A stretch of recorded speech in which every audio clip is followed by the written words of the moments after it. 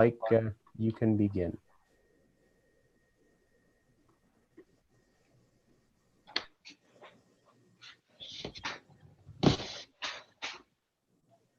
I'd like to welcome everybody to the January 20th board meeting of the Waterloo Regional Police Services. So we are going to start out with the election of the vice chair and chair positions. So I will hand the meeting over to Jill Eggleton. Jill, the floor is yours. Good morning, everyone. So each year, the first board meeting of the year, the board elects its chair and vice chair for the coming year. So I'll be chairing the meeting for agenda item 5, which includes the elections for these two positions for the board for 2021. So I'm going to start out with the election for the vice chair. I will ask if there are any nominations for the vice chair for the Police Services Board for 2021.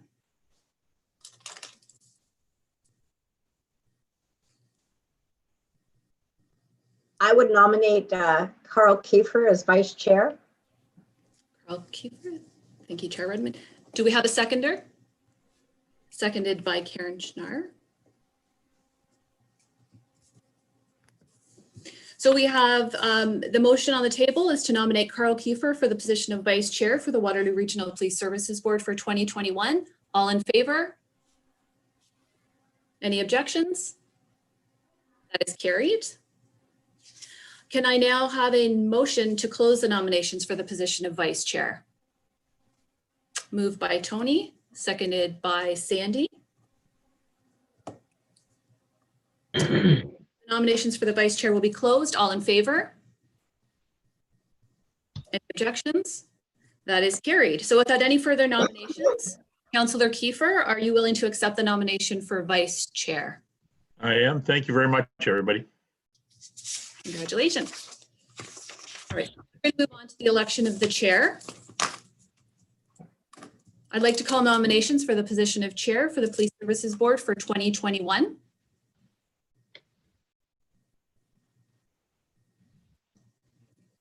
Sandy, who would you like to nominate? I would nominate Karen Redmond. Karen Redmond. I'd second that. Do we have a second that, Ian? So we have a motion on the floor to nominate Chair Karen Redmond for the position of chair of the Waterloo Regional Police Services Board for 2021. All those in favor? Any objections? That is carried. Can I now have a motion to close the nominations for the position of chair for the Police Services Board? Motion by Karen Schnarr, seconded by Carl Kiefer. All those in favor? Any objections? That is carried. Without any further nominations, Chair Redmond, are you willing to accept the nomination of chair for the Police Services Board? I happily accept the nomination. Thank you. Great. With her acceptance, Chair Redmond is declared re-elected as chair for 2021. Congratulations. And I will pass the meeting over to Chair Redmond. Thank you. Thank you very much, Jill, and thank you for the ongoing outstanding support you give the board throughout the year. It's very much appreciated. I don't know, Vice Chair Kiefer, did you want to make any comments at this point? Not really. I'm very happy that I was nominated, and I'm glad to accept and to work with such a great board. I accept that honor and look forward to another great term. Thank you. Thank you. Yes, this is one of the most engaged, involved boards that I've ever sat on. I'm very proud to chair this board. I'd like to start this meeting acknowledging. Karen, yes? I just had one comment, if I can, just on the elections. I want to first say thank you to those that have more experience on the board for stepping up, especially I know at least three of us are brand new, so appreciate Councillor Kiefer and yourself stepping up in those leadership roles. Just as a governance matter, I think we the balance between the role of elected officials and the community and provincial appointees. I think just for next year, I think we should be looking at maybe having a balance of in those roles with as people get more experience on the new members getting more experience. So this is something that we do every year. This comes up at the beginning of each year. So I just thought that I should signal that governance piece is something we should be looking at as we get later into this year.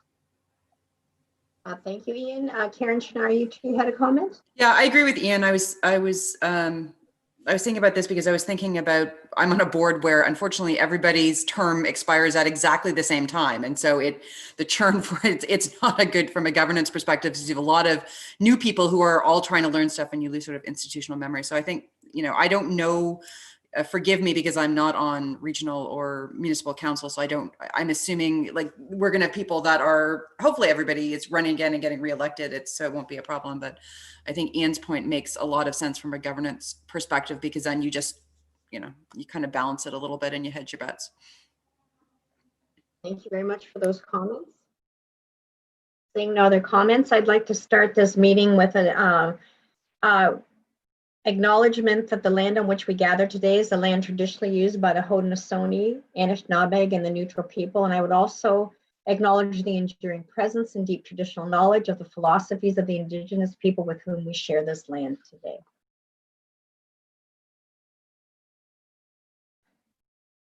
Are there any declarations of pecuniary interest under the Municipal Conflict of Interest Act?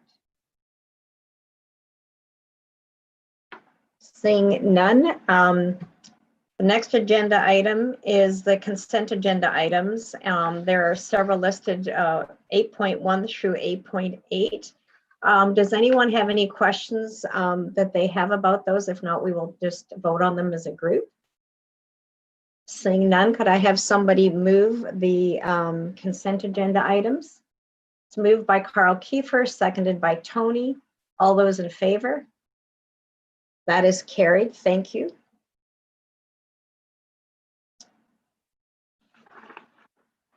Any business arising from the minutes? Next agenda item is correspondence. There are two items that are highlighted: the Canadian Association of Police Governance Conference sponsorship. This is on page 51. Is this something, Jill, you'd like to speak to?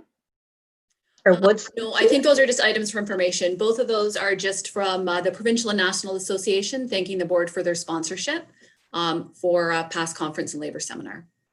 That's great. Okay, if there are no questions on that, the next agenda item is, excuse me, delegation of authority. Jill, 11.1. This is a monthly agenda item, and I'll turn it over to you.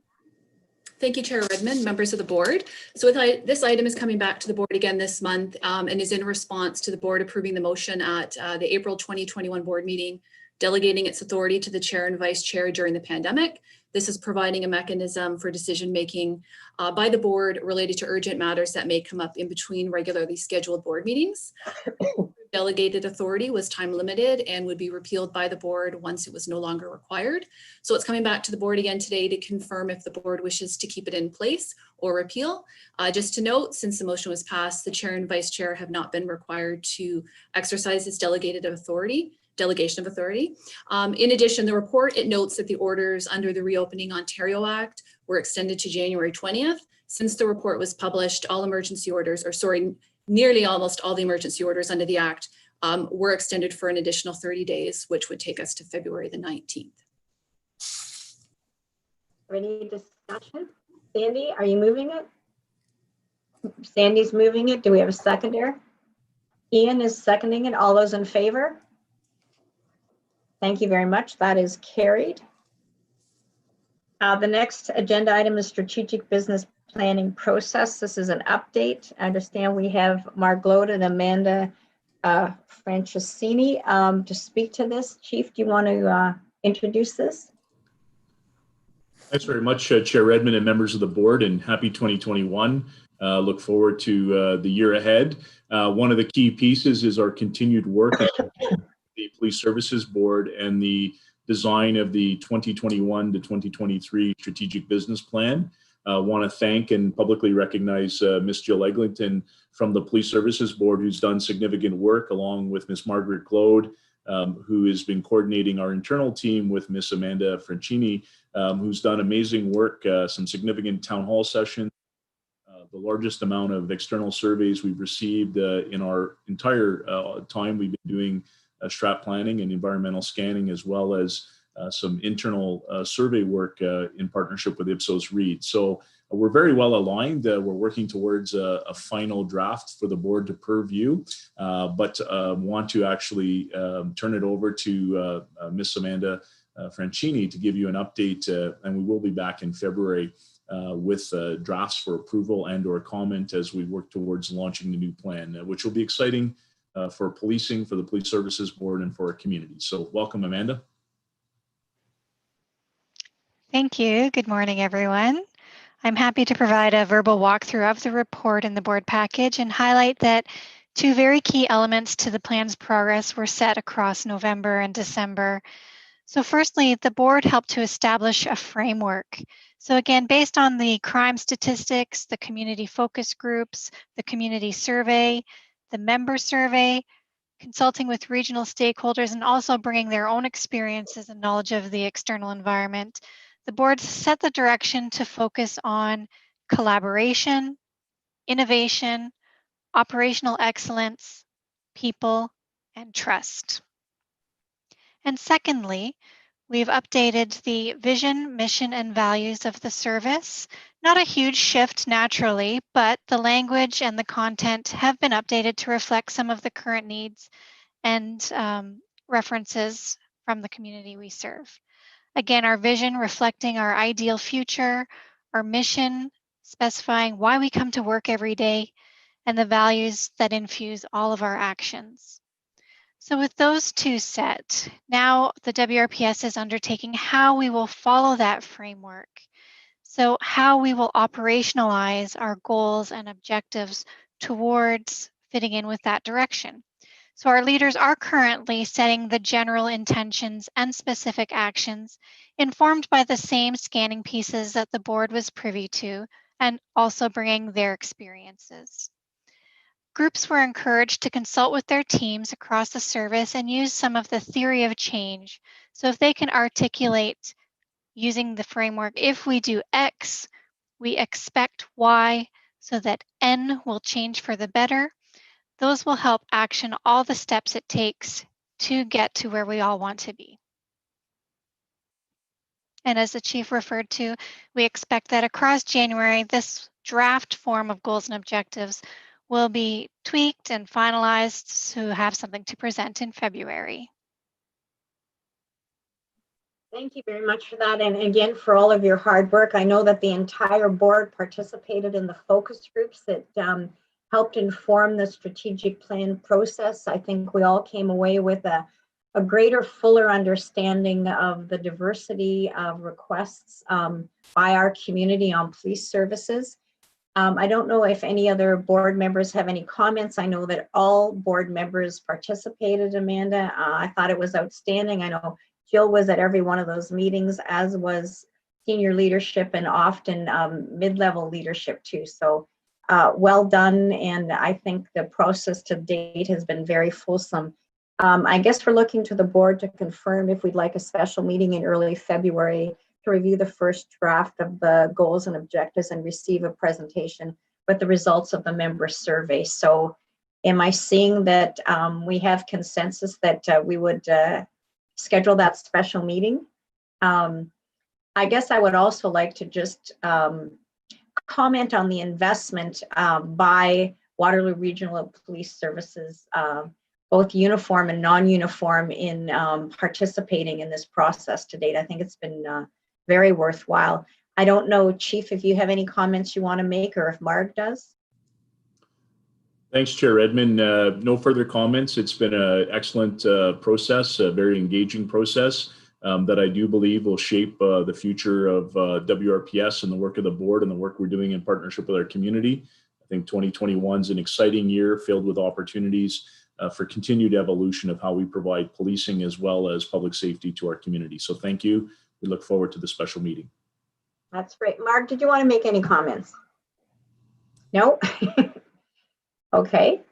So we will meet again in February. And again, it's been a very robust process, and I look forward to seeing it to conclusion as we map our way forward. So thank you again for all your hard work.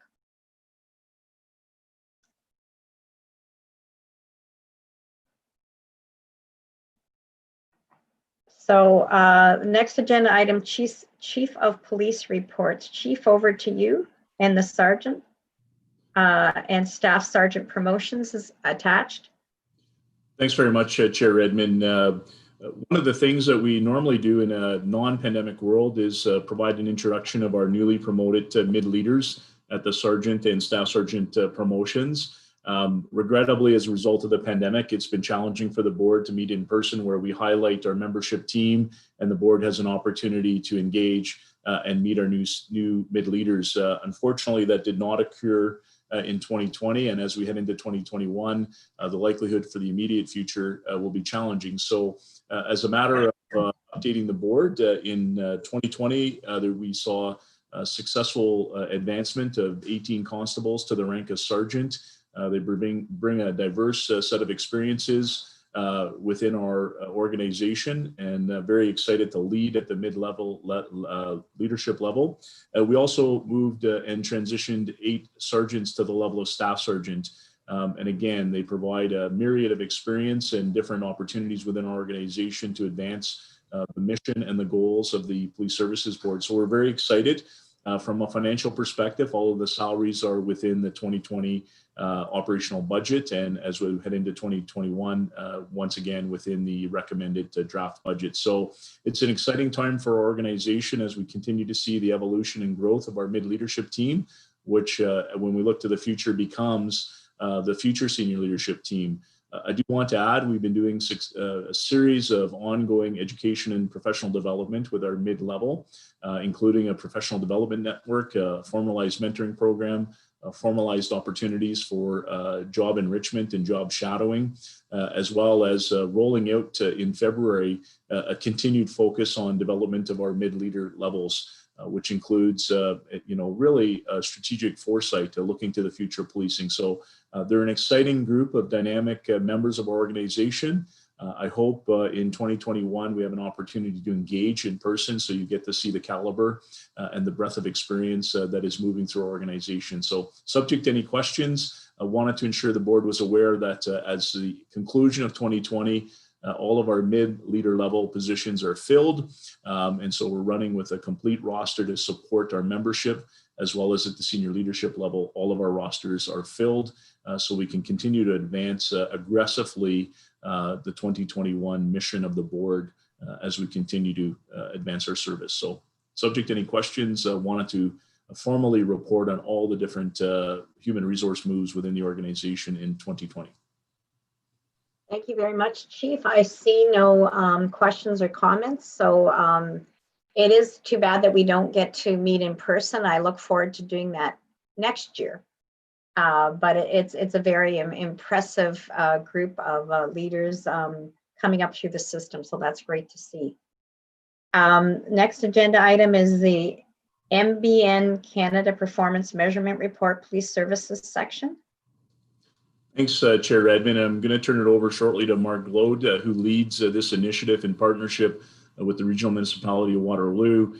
Municipal Benchmarking Network is really a collaboration, a partnership between Canadian municipalities who support the power of measurement, evaluation, and matrix setting.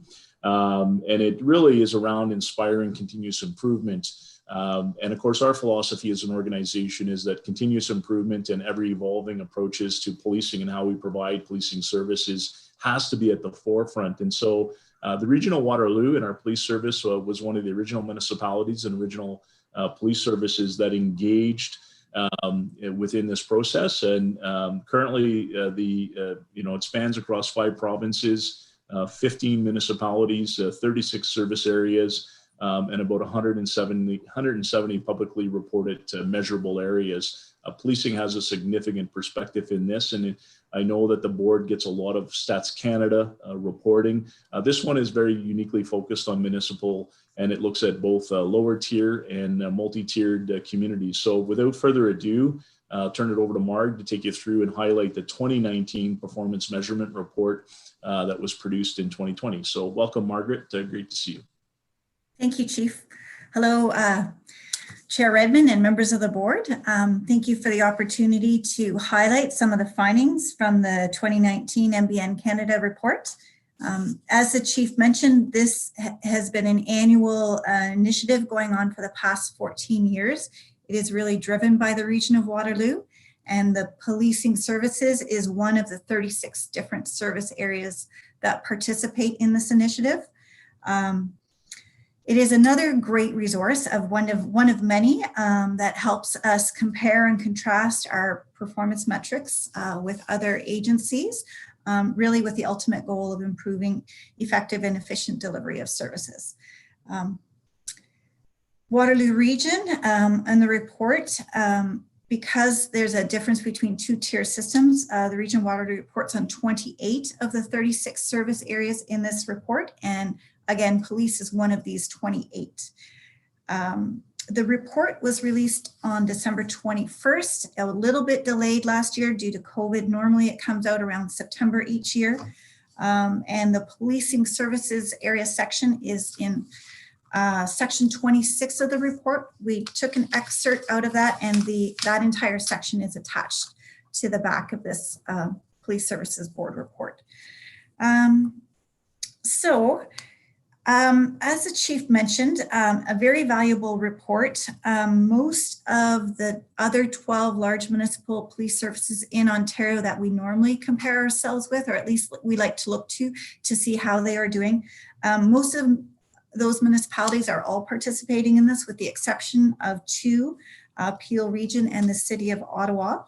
And all 5 two-tier municipalities, all of the two-tiered municipalities that are included in this report are from Ontario.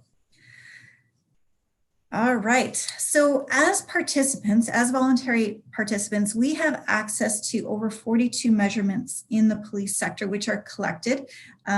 We have access to a data warehouse, which is a very valuable tool. In the public report, which is available online, there are 9 of the more significant indicators that are publicly reported. As the chief mentioned, the majority of these indicators for policing come from Stats Canada or from the Canadian Centre for Justice Statistics. Most of them come from the annual police reported crime statistics, and a few others come from their annual police administration survey, which is reported out every year in the Police Resources in Canada, Jurastat. So both of those 2 reports were highlighted to the board late last year, one in November and one in December. So in this report, we were really just trying to highlight or focus on a few of the indicators that are unique to this initiative. And I won't bother going over all the other reported measures that you've already seen. So looking at the first one is on page 62 of the board package, figure 26.1. The number of police staff per 100,000. This is a little bit unique in that it combines both the sworn officers and the civilians and looks at as a ratio as a whole, in addition to the traditional cop to pop ratio that we're familiar with. So in this case, when we look at total staffing per 100,000 population, Waterloo Regional Police Service comes in as the 3rd lowest ratio of staffing compared to the other participating municipal police services in 2019. So we came in at 186 staff per 100,000. Halton Region was the lowest at 171, followed by Durham at 182. And then Waterloo Region was 186, so 3rd lowest. When we look at the higher end of the spectrum, we can see Windsor is at 282 staff per 100,000. So a range from high to low of more, just over 100 staff per 100,000. So quite a range. And we are a difference of about 96 staff compared to the highest municipal police service reporting. The second unique measure that I'd like to bring your attention to is in figure 26.2, the total cost for police services per capita. So the information on finances in this initiative comes directly from the Municipal Financial Information Return. And when we look at this measure, Waterloo Regional Police Service came in at a total cost of $310 per capita in 2019. Again, this is quite low on the spectrum of the other participating municipalities. was the second lowest costing per police service. Halton is again in the lowest. As you know, staffing costs are a significant portion of the policing budget and the policing costs. So there is a very strong correlation between the volume of staffing and the number of staff and the per capita costs. Interestingly, we see the same three services with the lower cost of, or the lowest numbers of staffing ratios with the lower costs. And again, Windsor and Thunder Bay are at the higher level as well. And thirdly, is the other unique indicator in this initiative is in figure 26.3 on page 63 of the board package. And this is the number of reported criminal code incidents per police officer. So what this does is this looks at the total number of reported criminal code incidents from the Stats Canada report and really divides it by the number of authorized police officers in a service. So it comes also with a disclaimer that we need to be aware that the workload of policing is much more than just incidents that involve criminal violations. There's a whole aspect of non-criminal policing, such as proactive enforcement, crime prevention, assistance to victims. So it is a measure that is used consistently, but it just does come with some of those cautions. And in this case, in 2019, Waterloo Regional Police came in with an average of 41 criminal code incidents per authorized police officer. And this was the 5th highest criminal workload compared to the other participating police services. Regina was the highest at 61 incidents. We also see Winnipeg and London at the high end. And again, in the low end of the spectrum, we also see Halton down with 17 on average incidents per authorized police officer. So again, lots of different performance metrics tools in our toolbox. All of them add a little new perspective and a bit of context to our ability to kind of see and measure our performance and our efficiency in our delivery of service. The other measures that are in this package, like I said, it's reported crimes, crime severity indexes, and clearance rates. I won't bother going into all those details. The package has the actual excerpt from the report, but the trends are very similar that you've heard. Overall, our total crime count is slightly down from the previous year, but we can see that a significant increase in the violent crime and the violent crime severity index and our decreasing clearance rates. And those trends are all, I said, reflected quite similarly in the graphs in this report as well. So I'll just wrap it up there. Always open to questions. But again, we've often talked about the context of these different performance metrics. This is another great opportunity to compare ourselves with other police services, as well as additional context to the delivery of municipal services in many other sectors that municipal governments are responsible for. So thank you for all your hard work. There are some questions. First Ian and then Sandy. Ian, go ahead. Okay. Thank you, through you, Chair Redmond. I wonder, in context, in a previous life on City Council, when you do these comparisons, it wasn't always apples to apples because you're comparing municipalities that are doing slightly different things and trying to group them together. So I guess that's the first question is, when you look at, and I'll come to 26.2, the one graph that you did, but maybe the first general question for you would be, are these, how close to apples comparison? Because you're obviously doing upper tier versus single tier, and there's got to be some differences, and that'll be the other question. But are the buckets and the topics that are covered here, are they really are they close enough that there's a true apples to apples comparator? Mark? Sure. Thank you for the question.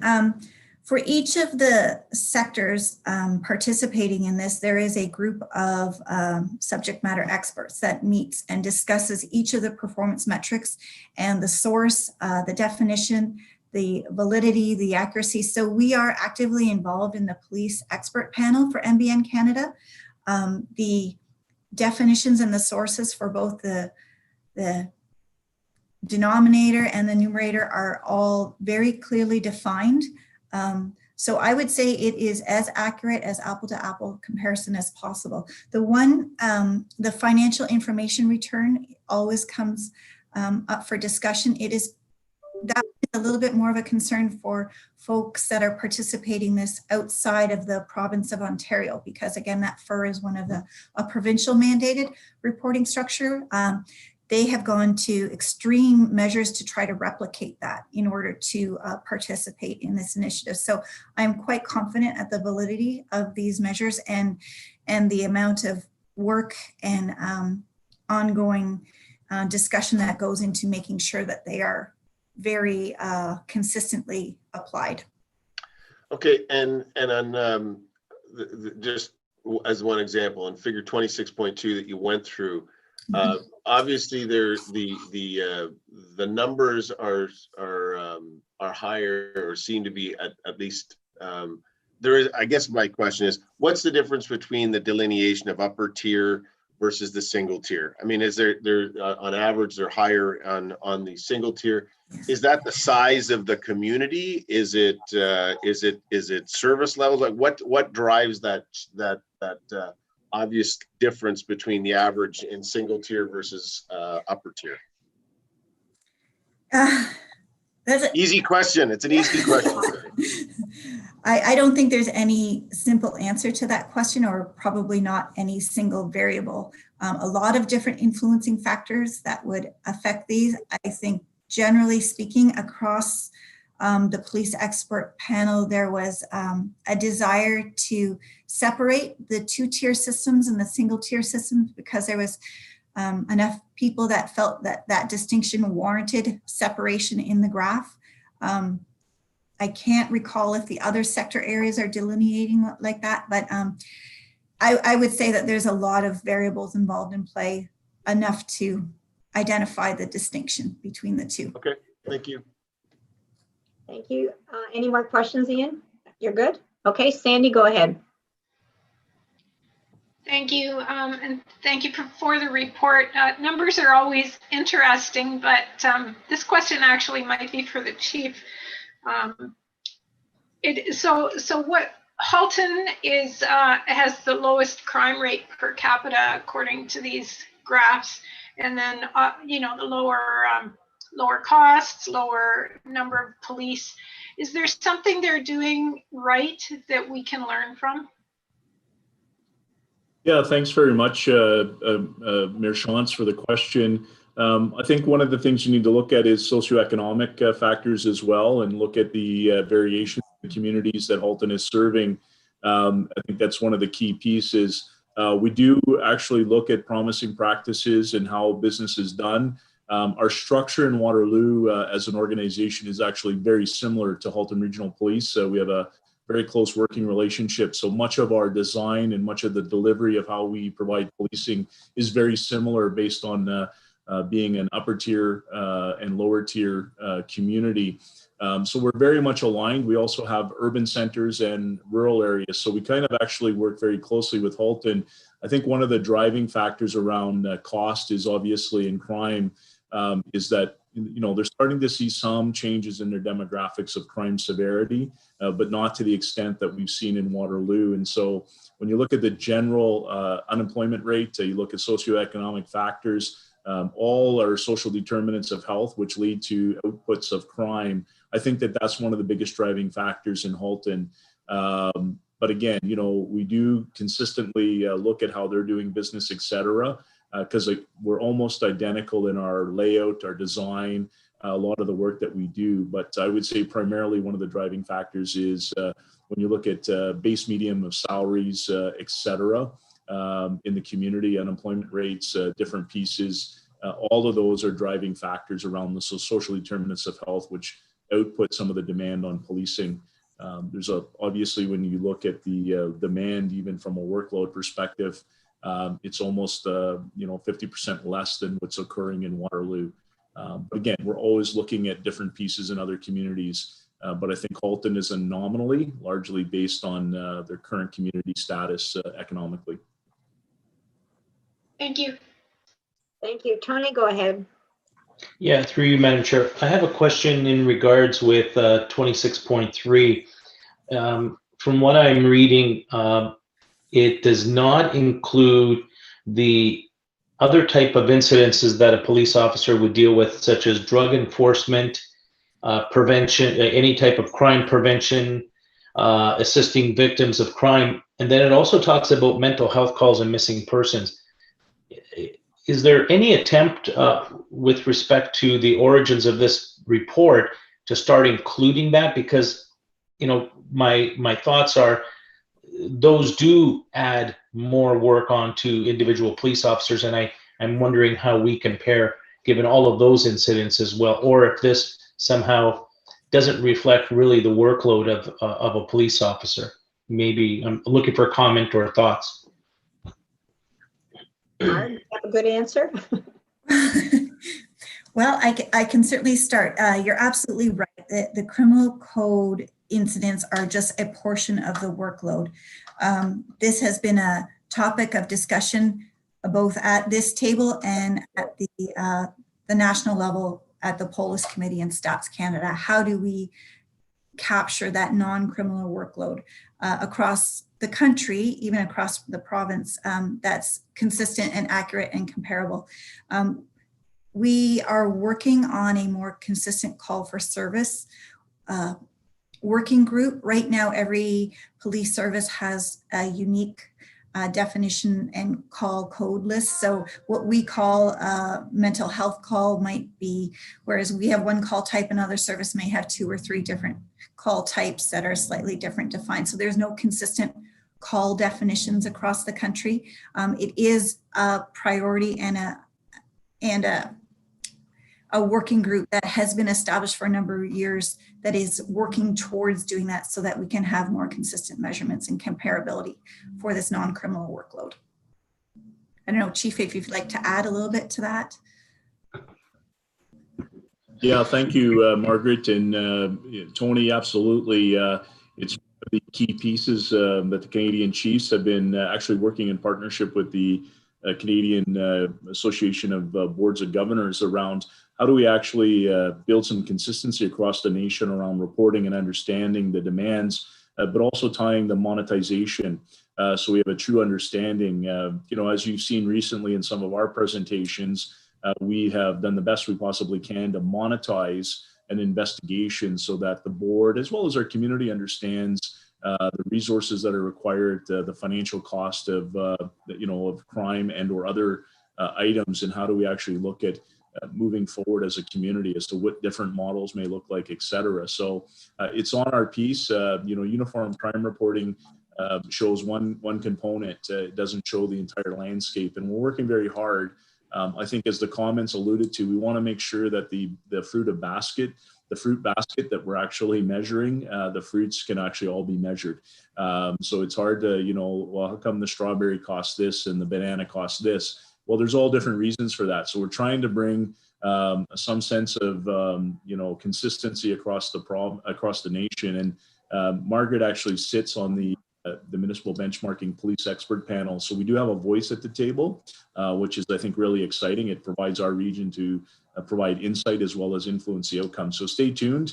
I suspect in the next iteration of the NBN, as well as Stats Canada, you'll start to see some shifts on how we're reporting true workload, true financial impact.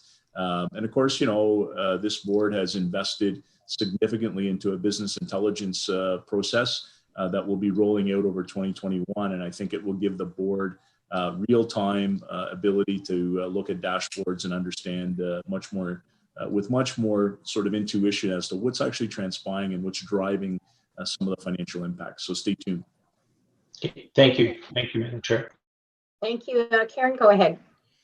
Thank you. And I want to say as a relatively new member to the board, thank you. I like seeing these reports. I think the more information we have, the better decisions you can make. So the information, particularly with performance measurement, I know sometimes it's not comparing apples to apples, but it's as close as we can get sometimes. And so having the data, the more data, the better, I think, to help us make informed decisions. My question is really related to it's 26.6 and 26.7, where there isn't a chart, but I noted that the violent crime severity index rose by 10%. Now, this is 2019 data. So I just wanted to ask the chief or Deputy Hilton if they could comment maybe on 2020 trends that we're seeing, because, I'm a parent. It alarms me if I think violent crime is going up in our community. So I just wanted to get a sense from them if this is a trend, not to be, sort of a downer about this, but, to get a little bit more information about if this is a trend we continue to see with our communities and how our police force is responding to them. So Chief, do you want to take that? Thanks very much. I'm first going to just turn it over to Margaret. Margaret obviously manages consistently all of our data analysis. We've obviously looked at 2020 data, and we actually have a partnership right now on a project with Stats Canada where we're providing uniform crime reporting monthly, so we can move to a much more real-time approach. I'll comment at the end, but I will generally reiterate my concern as your chief of police around violent crime. We've seen some progressive approaches around property crime and decrease, and some significant work being done in partnership with other agencies to drive down the whole property crime piece. My only comment on violent crime on the increase is that I do believe that there's a spotlight that we should look at, and that is reported sexual assaults. I do believe that previously they were underreported, that the crime funnel existed, that there was heinous crimes occurring, but due to a multitude of factors, including confidence within the judicial system, confidence within our special victims unit and our police service, the whole dialogue around unfounded. We've made some significant improvements within the organization, and in partnership with external partners who have been great allies. And we're seeing the reporting rate of sexual assaults increase, which impacts severity and the violent crime rate. I view that as a good spotlight. It also includes the work we're doing around the Child Youth Advocacy Center. But Margaret, I know, month to month you look at the data. You may want to provide more analytical insight versus a larger statement, but I'll turn it over to you. Sure. Thanks, Chief.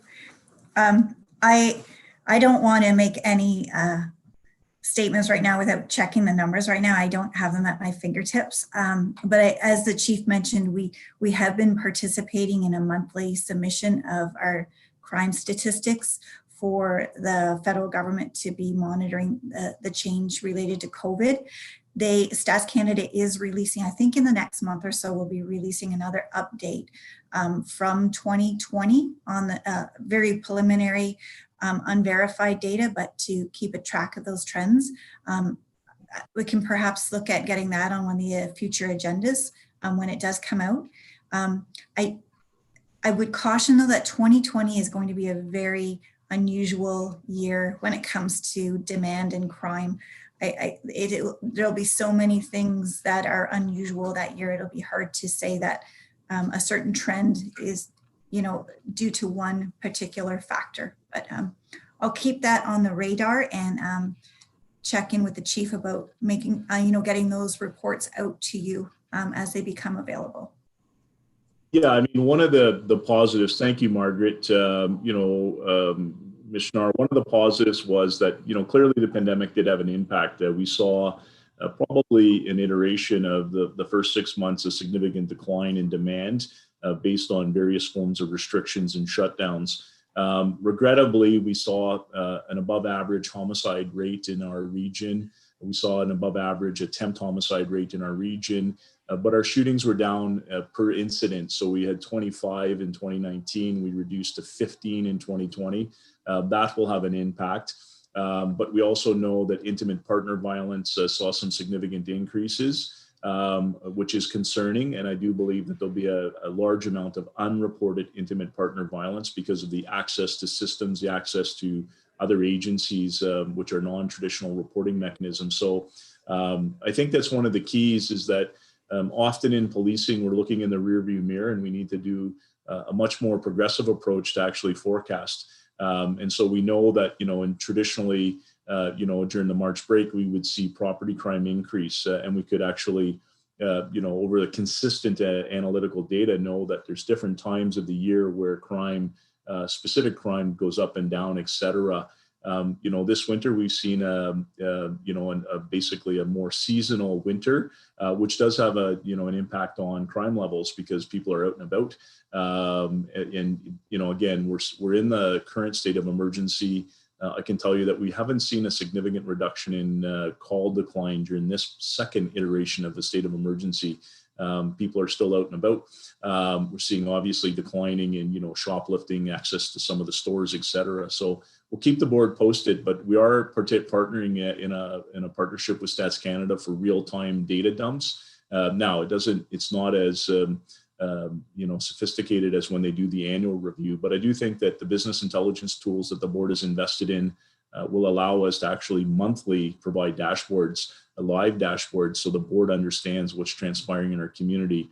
We're joining, the likes of York Region, that it's been very progressive on this, and both Peel and London Police Service have joined our approach around data analytics and forecasting, so we know how to do that work. And I know Superintendent Fenton is on the line as well, but both Deputy Hilton and Eugene, the whole re-engineering of investigative services, exactly to your point, Mishnar, is how do we respond and how do we have the ability and agility to respond to crime that is transpiring, and how do we forecast it, and work with other partners around prevention and upstream prevention and all those very important causes and action items in our community. So stay tuned. I think 2021 is going to be a fun year from a data perspective.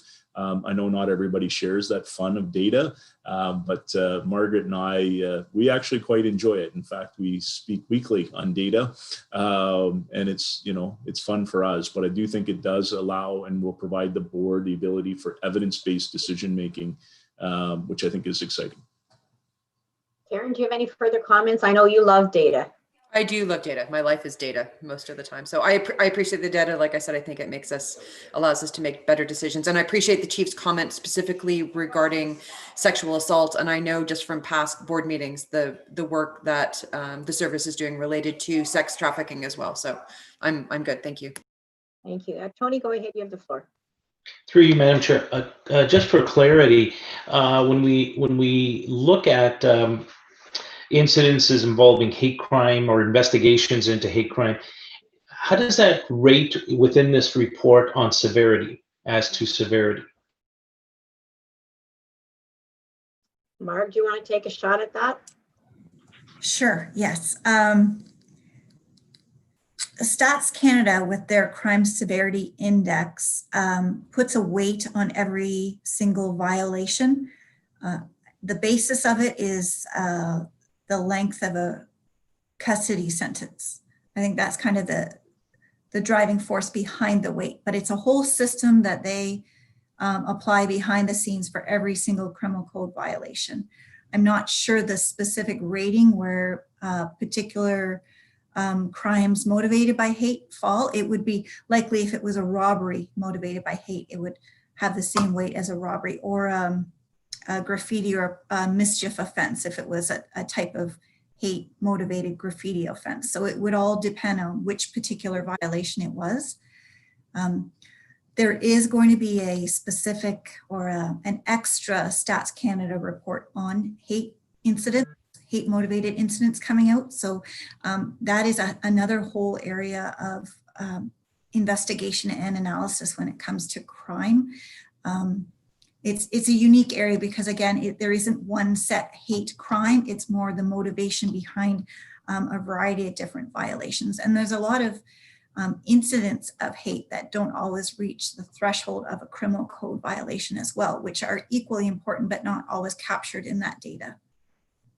I appreciate that, and I say that, just as a thought, is with the comments that Chief Larkin had just made about, trying to look forward in anticipation. And when we look to our neighbors to the south, and we see how some of those incidences of hate crimes erupted very quickly, right, and trying to respond that, and I think those types of crimes are taking more, are given more oxygen around the world as well. So just to be cognizant of it. So just thought about the reporting of it.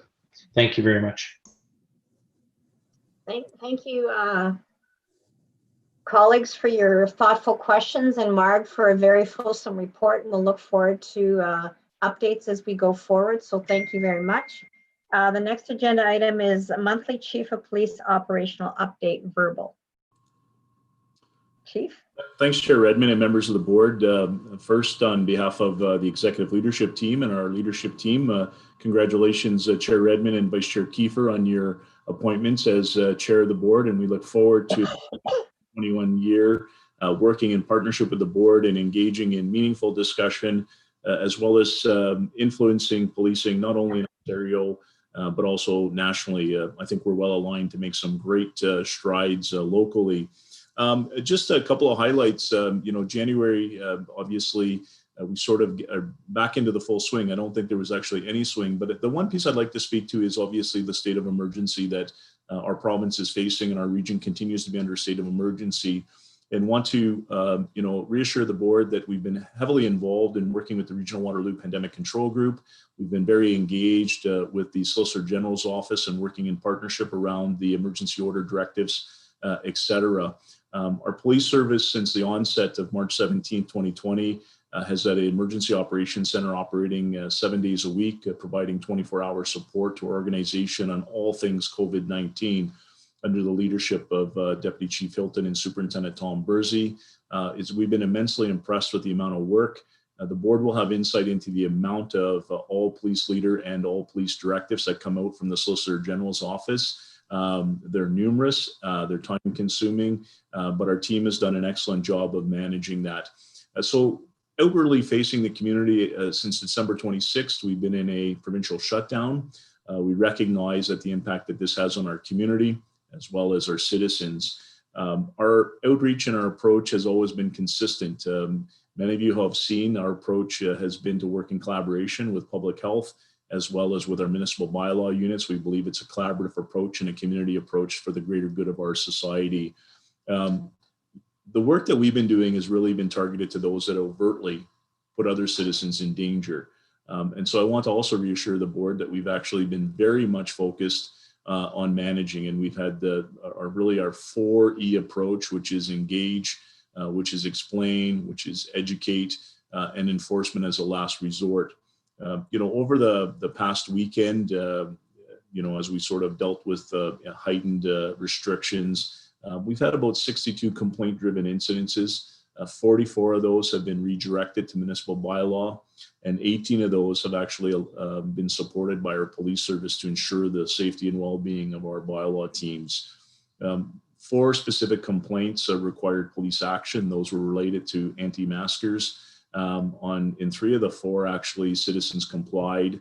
And once we engaged, once we explained, once we educated, there was no need for enforcement. On 1 occasion, enforcement was taken. And I do, so I do think that there's also, when we look at our current reporting, obviously we're seeing a reduction in daily active cases, which is a positive note, because this really is about supporting our healthcare system. And that's always been at the thrust of the work we're doing, is how do we provide support to our healthcare system. Internally, our workforce measures continue to be in place, continue to be heightened. About 15% of our service is working from home, largely civilian professionals. We've ensured all measures. Our training is reduced. We still have ongoing intervention training, but it's been reduced to comply with the emergency orders of the province of Ontario. You will note that we did have an outbreak declared in North Division on a particular shift that impacted 12 of our members, 4 positive members, and then obviously 8 that were self-isolating to ensure workforce protection. We launched a regional scheduling team in 2020, and I can assure you that no service delivery was impacted. We were able to plan ahead to forecast the staffing challenges and vacancies. And out of that particular incident, we did not incur any overtime. We were able to manage internally using all resources. So we're well aligned to continue to meet the state of emergency. We continue to work with the Pandemic Control Group. And of course, Deputy Hilton continues her separate work, and we've made a very clear division within our organization. Shirley is leading the task force vaccination piece, but it does not interfere and or bleed into the operations of our police service. They're two separate tasks, and Shirley reports directly under the Emergency Management and Protection and Civil Protection Act to Chair Redmond on the vaccination task force. And so there is clear independence. As we look ahead, obviously we're off to a busy start, as I alluded to, with lots of different demands, but I do think that 2021 provides us an opportunity for excitement. We're on the cusp of finishing the strategic business plan, where the board will provide guidance and direction and leadership to the future of public safety in our community. There's great opportunities for evolution, reformation, continued enhancement, and doing business differently. And I do believe that we will lead not only provincially, but nationally on these issues. Of course, I would be remiss if I did not speak about the budget, which seems to be, an ongoing dialogue in our community. I do want to take a moment to highlight our leadership team that very much focused on either a service, not a service level consistency, but also ensuring that they were able to either maintain 2019 budget levels and or staffing levels as we advance into 2021 and 2020 levels. So some great work done pulling it together, and of course spearheaded by our amazing finance director, Ms. Kirsten Hand, who pulls everything together and continues to provide sage advice. Later today, democracy will occur. The region of Waterloo and council will make a decision on the police service budget. I'm confident in saying that our police service and our leadership team has done all the work we possibly can to educate, to explain, to address the concerns of our community as well as our governors, but also to ensure that we recognize our role in the financial sustainability of our region. We understand the challenges we're facing. And so democracy is an important part. We've heard the many different and varying and divergent thoughts on policing, on our budget. They're all welcome, they're appreciated, and naturally we have a responsibility to deliver policing services as an executive team, and that's our commitment. But more importantly, as we look to the path forward, it's an opportunity for us to continue to engage, reform and modernize, evolve, and actually look at doing business uniquely. And so I look forward to that, and I assure the board we'll have an aggressive plan for action, and we'll have an aggressive plan to implement. Again, so finally, I want to take an opportunity publicly to congratulate Deputy Shirley Hilton, who's celebrating 31 years of exemplary service to our community. Shirley is celebrating her work anniversary this week, and so congratulations, Shirley, and thank you for your outstanding leadership, your sense of humor, and more importantly, your compassionate approach to policing and keeping our leadership team on track. Shirley often describes herself as the butterfly catcher. I set the butterflies and Shirley catches them and Mark actions them. So I'm very proud to work with this amazing team, very proud to work with the Police Services Board. And more importantly, I'd like to take an opportunity to recognize our 1,200 members. Every single day, our members go out and they do respond to unique calls. They're ordinary citizens who are doing extraordinary, seeing extraordinary things. So again, I want to take this opportunity to thank our members who have continued to perform their service during the global pandemic, but more importantly for doing 1,000,001 different things every single day that often go unheard of or unseen. But we're grateful for their work, and our community does, I believe, owe a debt of gratitude to their consistent delivery of service. We're far from perfect, but we're committed to excellence, and we're committed to doing things that continue to serve our community. So again, I want to thank the board for your leadership, your governance, your sage and wise wisdom.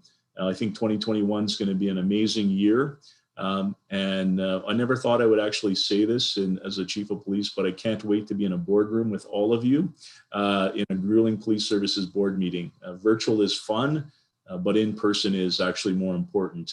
And that social contact with all of us advancing policing and public safety and public policy is important. So thank you for your leadership. And again, subject to any questions, I can advise you that February will be a busy board meeting with lots on the agenda as we wrap up a year in review of 2020 and look to launching 2021. So again, thank you so much. Thank you very much, Chief. I don't see any questions or comments. I would just add, as chair of this board, I think this is an outstanding board. I too look forward when we can all be in the same room.